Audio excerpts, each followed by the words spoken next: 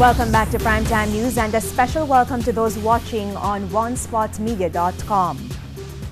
Justice Minister Delroy Chuck is of the view that some members of the legal profession may also be involved in a divorce racket plaguing the nation.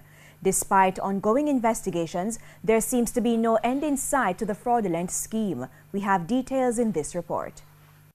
With a deep pocket and the right connections, married couples can speedily get a decree absolute, the second of two documents needed to end a marriage, only to find out later they are still joined together in holy matrimony, as the document was fake. Only about less than 4 weeks ago, a law firm actually sent a letter to the Chief Justice and copied to me, where about 9 or 10 divorces allegedly coming from that law firm were actually issued decree absolute, which were clearly fraudulent.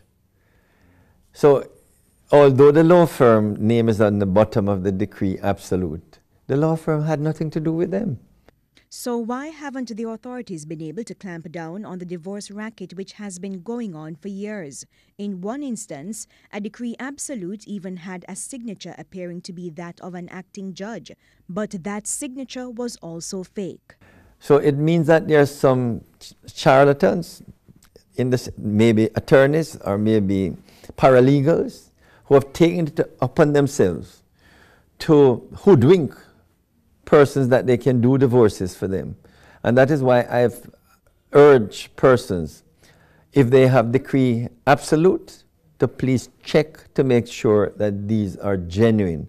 Just recently, Police Sergeant Juliet McKay appeared before the St. Andrew Parish Court on charges of uttering forged documents in relation to the scam. Up to 2 weeks ago, a police sergeant was implicated in this, where she actually said she can get divorces for overseas clients. And actually, assisted some of these overseas clients with these fraudulent decree absolute.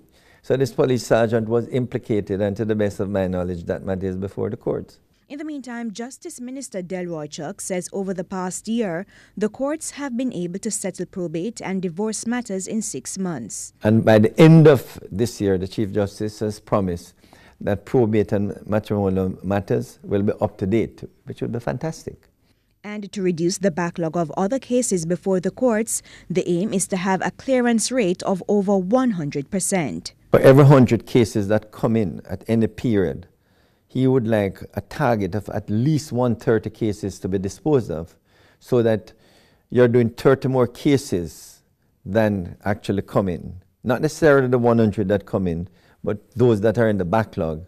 And that would ensure that we get more cases disposed of out of the courts and the backlog significantly reduced.